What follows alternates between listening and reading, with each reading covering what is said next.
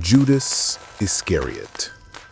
The name itself is synonymous with betrayal, the ultimate traitor, the disciple who walked with Jesus for 3 years, witnessed miracles, heard the sermons, shared the meals, and then sold his master for 30 pieces of silver. His act of betrayal in the Garden of Gethsemane, marked by a kiss, set in motion the chain of events leading to the crucifixion. It is a moment etched into the consciousness of Western civilization, a stark symbol of faithlessness and greed. But the story of Judas doesn't end with the kiss. It plunges into an even darker, more perplexing epilogue, his death. And it is here, in the accounts of his final moments, that a profound mystery unfolds. The Bible itself, the very source of the story, presents 2 starkly different, seemingly contradictory accounts of how Judas met his end. Did he hang himself in agonized remorse?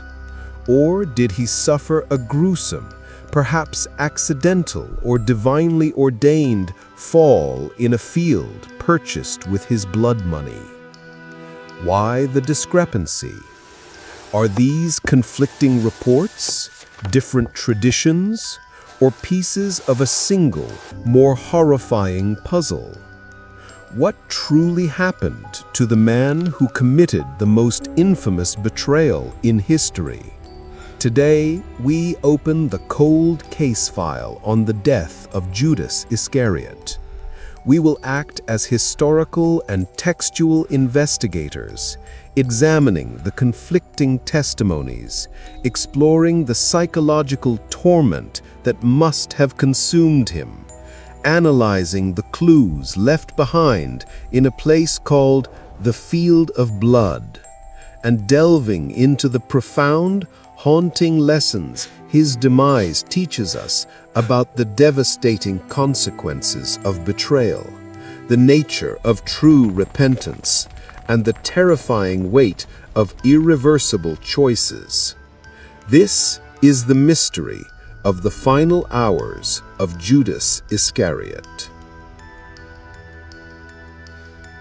Before we investigate his death, we must understand his life, or at least the role he played. Judas Iscariot was not an outsider. He was one of the 12, handpicked by Jesus himself after a night of prayer. This places him in the innermost circle, a position of immense privilege and trust. For approximately 3 years, Judas walked alongside Jesus. He saw the water turn to wine, the blind receive sight, the lame walk, the dead raised. He heard the Sermon on the Mount, the parables, the intimate teachings given only to the disciples. He was sent out with the others to preach, heal, and cast out demons, and was given authority to do so. He wasn't just a tag-along, he was an apostle, designated for leadership. I will, Master. More than that, he held a specific position of trust within the group. He was the treasurer, the keeper of the common money bag. This implies a level of perceived reliability and financial acumen. The seeds of discontent.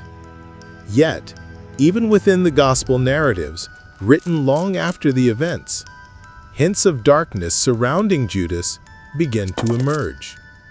The Gospel of John is particularly pointed, stating outright that Judas was a thief who used to help himself to the money bag. John also identifies Judas early on as the one who would betray him, suggesting his dark destiny was known or foreseen. Some scholars speculate about Judas's potential motivations beyond simple greed. Political disillusionment? Judas, possibly hailing from Judea, unlike most Galilean disciples, might have joined Jesus expecting a political Messiah who would overthrow Roman rule. It has to be me. As Jesus' message focused more on a spiritual kingdom and predicted his own suffering, Judas may have become deeply disillusioned, seeing Jesus as failing the nationalist cause. His betrayal could have been a desperate attempt to force Jesus into demonstrating his power against the authorities. This is highly speculative. Zealotry? Some theories connect Judas not to a place, but to the Sicarii, a radical Jewish dagger-wielding sect violently opposed to Rome. If Judas belonged to this group, his betrayal might be seen as a fanatical act aimed at sparking a revolt. Satanic influence. The Gospels explicitly state that Satan entered into Judas before the betrayal. This highlights a supernatural dimension, suggesting Judas became a pawn in a larger cosmic conflict, though it doesn't absolve him of personal responsibility. Greed. The simplest explanation, offered directly by Matthew, is that he was motivated by money, the infamous 30 pieces of silver. This price, ironically, was the value of a slave gored by an ox, according to Mosaic law, perhaps highlighting the low value Judas placed on his master. Whatever the complex web of motives, disillusionment, greed, fanaticism, demonic influence, or likely a combination, Judas made his choice. He went to the chief priests and offered to deliver Jesus to them. He identified his master with a kiss in the garden, a shocking perversion of a gesture of affection into an act of profound treachery. He was present at the Last Supper, heard Jesus predict the betrayal, and received the dipped bread, a sign of intimacy now turned ominous. His path was set, but it's what happens after the betrayal, when the full weight of his actions crashes down, that leads us to the mystery of his death. Our first detailed account of Judas's demise comes from the Gospel of Matthew, chapter 27. It presents a narrative driven by immediate, overwhelming remorse. Matthew 27, 3-5. When Judas, who had betrayed him, saw that Jesus was condemned, he was seized with remorse and returned the 30 pieces of silver to the chief priests and the elders. "I have sinned," he said, "for I have betrayed innocent blood." "What is that to us?" they replied. "That's your responsibility." So Judas threw the money into the temple and left. Then he went away and hanged himself. Analyzing Matthew's testimony, this account is psychologically compelling and theologically significant. The trigger, condemnation. Judas's breaking point seems to be the condemnation of Jesus. Perhaps he didn't anticipate the death sentence. Perhaps seeing the irreversible consequence of his action shattered his illusions or hopes. Remorse, not repentance. Matthew uses the Greek word metamelomai, often translated as remorse or regret.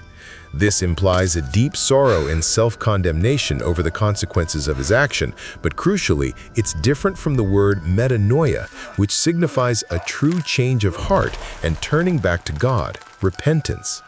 Judas regrets what he did, but he doesn't seem to seek forgiveness from God or reconciliation. Attempted restitution. He tries to undo his action by returning the money, confessing his sin. "I have betrayed innocent blood."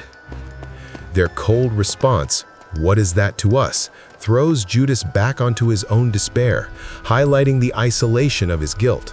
They used him, and now they discard him. The act of despair, hanging. Unable to bear the weight of his guilt and finding no path to redemption, Judas takes his own life. Hanging was considered a particularly cursed death in Jewish tradition. His suicide is portrayed as the ultimate act of despair, a self-inflicted judgment. Matthew's gospel often emphasizes the fulfillment of Old Testament prophecy. His account of Judas's death sets the stage for the subsequent purchase of the field of blood, which Matthew connects to prophecies from Jeremiah and Zechariah. though the connection is complex and debated by scholars. Matthew's account focuses on the moral and prophetic significance of Judas's end, the tragic culmination of betrayal leading to self-destruction. This account is clear, concise, and deeply tragic. If this were the only record, the case would seem closed, but it isn't.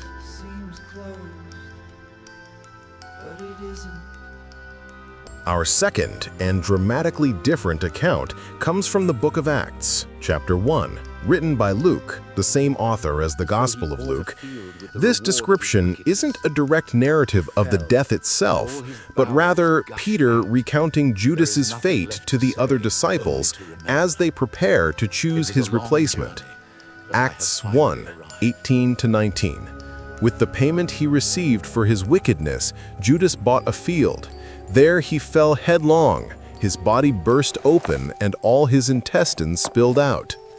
Everyone in Jerusalem heard about this, so they called that field in their language Akeldama, that is, field of blood.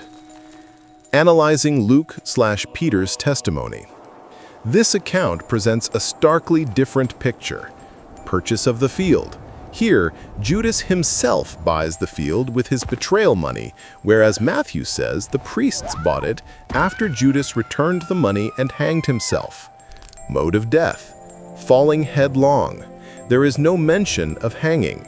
Instead, Judas fell headlong, prenes gomenos in Greek, a phrase debated, possibly meaning falling forward, swelling up, or falling from a height. Gruesome details. The description is visceral and horrifying. His body burst open and his intestines spilled out. This suggests a violent, perhaps accidental or supernaturally induced death rather than a simple suicide by hanging. Public knowledge. Peter states that everyone in Jerusalem heard about this, so they called that field in their language Akeldama, that is, field of blood. Luke, as a historian, often focuses on factual reporting as he understood it and the establishment of the early church. His account, placed within Peter's speech, serves to explain Judas's vacancy among the apostles and the origin of the infamous field's name. The emphasis is less on Judas's internal remorse, as in Matthew, and more on the public, physical consequences of his wickedness, a grisly end, and a cursed piece of land. The gruesome details serve as a powerful object lesson about the fate of God's enemies. The glaring contradictions. Let's summarize the key conflict between the two witness testimonies. Who bought the field? Matthew, the priests. Acts, Judas. How did he die? Matthew hanged himself. Acts, fell headlong and burst open. The money. Matthew, returned by Judas. Acts, used it to buy the field. These are not minor discrepancies. They present fundamentally different narratives of Judas's final actions and demise. How can we, as investigators, reconcile these accounts? Faced with conflicting testimonies, investigators look for ways to harmonize the evidence or determine which account is more reliable. Scholars and theologians have proposed various solutions to the Judas paradox over the centuries. Theory 1, harmonization, a two-stage death. This is the most common traditional approach. It attempts to weave both accounts into a single sequential narrative. The scenario: Judas, filled with remorse, Matthew, goes and hangs himself. Sometime later, perhaps hours or days, the rope breaks or the branch snaps or decomposition sets in. His body falls from the tree, falling headlong, Acts, and due to the height of the fall or the state of decay, bursts open upon impact with the ground below, spilling intestines, Acts. The field. Perhaps Judas hanged himself in the field he had already intended to buy, or the priests used the returned money to buy the same field where his body was found, thus fulfilling the name Field of Blood through both the blood money and Judas's bloody end. Pros. allows both accounts to be factually true in their own way, preserving the idea of biblical inerrancy for those who hold it, creates a single, albeit gruesome, narrative. Cons: requires some speculation, rope breaking, state of decay. Some argue the Greek in Acts 1, prenis genomenos, might imply swelling or falling before bursting, not necessarily falling from a height. Seems a bit convoluted to some. The Greek term Theory 2. Different traditions or perspectives. This approach, common in modern biblical scholarship, acknowledges that the Gospels and Acts were written by different authors at different times for different audiences, possibly drawing on different oral or written traditions about Judas's end. Matthew's focus emphasizes the moral despair and suicide, fitting his theme of fulfilled prophecy and the consequences of rejecting the Messiah. The hanging fulfills the cursed aspect. Luke's focus emphasizes the public physical horror and divine judgment, fitting his historical narrative of the early church establishing itself against opposition. The gruesome fall serves as a stark warning. The core truth? Both accounts agree on the essential facts. Judas betrayed Jesus, his end was horrific and directly linked to his betrayal, and it resulted in a place being known as the Field of Blood. The specific details of how he died might reflect different narrative emphases or traditions rather than a journalistic discrepancy needing perfect harmonization. Theory 3. Divine judgment aspect in Acts. Some interpret the description in Acts, falling headlong, bursting open, not as a natural event following hanging, but a more direct supernatural act of divine judgment. The fall itself could have been divinely induced, where the bursting open a particularly gruesome sign of God's wrath, similar to the fates of other enemies of God described elsewhere, like Herod Agrippa I in Acts 12:23, who was eaten by worms. Pros: explains the extreme gruesomeness in Acts, fits Luke's theme of divine power active in the early church. Cons: moves further into theological interpretation rather than historical reconstruction. Theory 4. Papias fragment, a third, even grislier tradition. A fragment from the early church writer Papias, Caesarea 60 to 130 AD, preserved by later writers, offers a third, even more grotesque tradition about Judas's end. It describes Judas's body swelling up enormously, becoming diseased and eventually bursting open after being crushed by a chariot, with the place becoming desolate due to the stench. Significance: while not canonical, this shows that multiple, varied, and often gruesome traditions about Judas's death circulated in the early centuries. It suggests Matthew and Luke might simply be recording two of the most prominent ones. Challenges: the Papias account is fragmentary, likely embellished, and contradicts both biblical accounts in key details. While the harmonization theory offers a way to make both accounts literally fit, the theory acknowledging different traditions and authorial emphases is perhaps more historical and textually nuanced. Both Matthew and Luke convey the core truth of Judas's horrific end as a consequence of his betrayal, but they choose different details to highlight different aspects of that truth. Matthew focusing on internal despair, Luke on public, physical judgment. The actual mechanics remain historically uncertain, shrouded in the conflicting reports of ancient witnesses. One tangible piece of evidence mentioned in both accounts, albeit with differing origins, is the field itself, Akeldama, Aramaic for field of blood.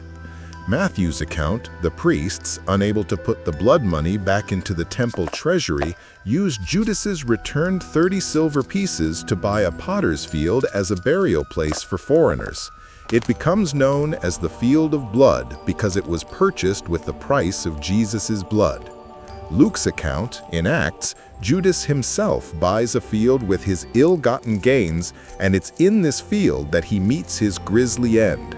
The field is called the Field of Blood because of Judas's bloody death there. Again, harmonization is possible.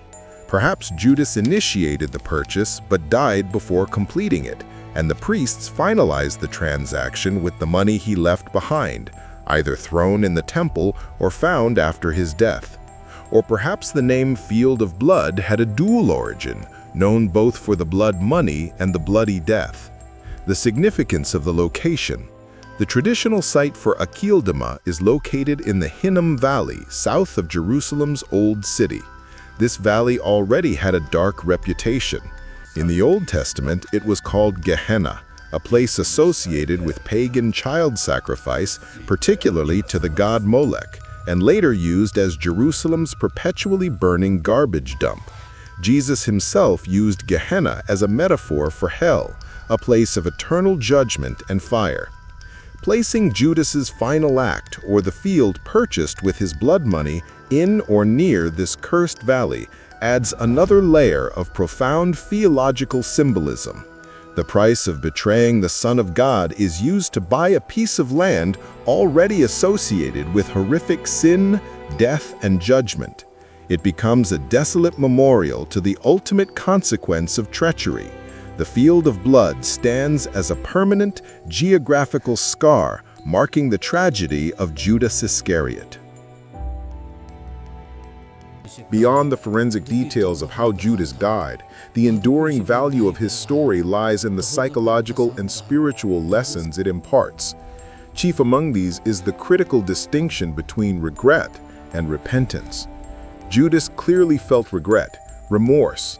Matthew tells us he was seized with remorse when he saw Jesus condemned.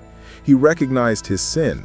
I have betrayed innocent blood, and even tried to undo it by returning the money. His sorrow was intense, leading to his despair and suicide. But regret is not the same as repentance, metanoia. Regret focuses on the consequences of sin, often involving self-pity, despair, and a desire to escape punishment. It's a sorrow directed inward. Repentance, on the other hand, involves not just sorrow for sin, but a fundamental change of heart and direction.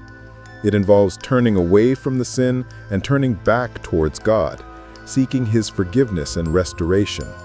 It's a sorrow directed upward towards God and outward towards reconciliation. The contrast with Peter, the Bible provides a stark contrast in the Apostle Peter. On the same night Judas betrayed Jesus, Peter denied knowing him 3 times. When the rooster crowed and Jesus looked at him, Peter went outside and wept bitterly. His grief was profound. But Peter's path diverged dramatically from Judas's. Peter did not despair. He did not take his own life. He faced his failure, accepted forgiveness, and was restored by Jesus after the resurrection. Peter's sorrow led to repentance, transformation, and ultimately powerful leadership in the early church. Judas's sorrow led only to death. He saw his sin, but he saw no way back. He was trapped in the prison of his own guilt, unable or unwilling to seek the very forgiveness his master preached. The lesson of irreversible choices. Judas's story is also a terrifying illustration of how some choices, once made, unleash consequences that cannot be easily contained or reversed. He set events in motion that spiraled far beyond his control or initial intent, if his motives were indeed more complex than pure greed. His attempt to return the money was futile. The wheels of condemnation were already turning. This serves as a sobering reminder. Our actions have ripples. Betrayal, dishonesty, compromises made for short-term gain, these can unleash forces that lead to unforeseen and devastating outcomes, trapping us in webs of consequence from which escape seems impossible. The hope within the tragedy. Yet even in Judas's dark end, the overarching message of the Gospels offers a sliver of hope, albeit one Judas failed to grasp. The very innocent blood he betrayed was shed, according to Christian belief, precisely to offer forgiveness for sins as grievous as his own. His tragedy lies not just in the betrayal itself, but in his failure to believe in the possibility of redemption through the one he betrayed.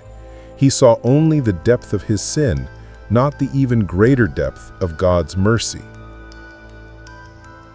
The conflicting accounts of Judas Iscariot's death remain an enigma, a puzzle for historians and theologians. Did he hang himself, his body later falling? Did he die from a gruesome fall, possibly divinely inflicted?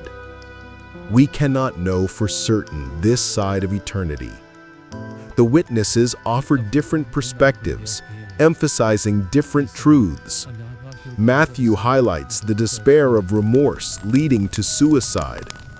Luke underscores the public horror and divine judgment manifested in his physical end. But the precise mechanics of his death are ultimately secondary to the profound truths his story reveals. The why is more important than the how. Judas's story is the ultimate tragedy of potential wasted, of intimacy betrayed, of regret curdling into despair.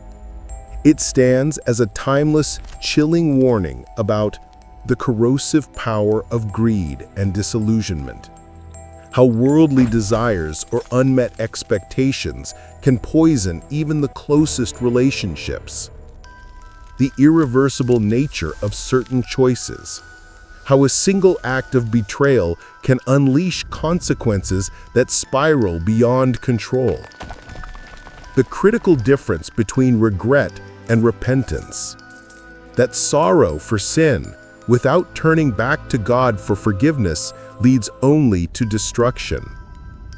The devastating weight of unforgiven guilt, how despair can become a prison from which death seems the only escape. His name lives on as a synonym for traitor, his death shrouded in conflicting reports. But perhaps the greatest mystery is not how Judas died, but how a man who walked so closely with the source of life could ultimately choose death. His story forces us to look within, to examine our own loyalties, our own potential for compromise, and to ask ourselves, when faced with our own failures, will we succumb to despair like Judas, or will we find the path to repentance and restoration like Peter? The field of blood remains, a silent testament to a life defined by betrayal, and a death that continues to haunt the edges of the greatest story ever told.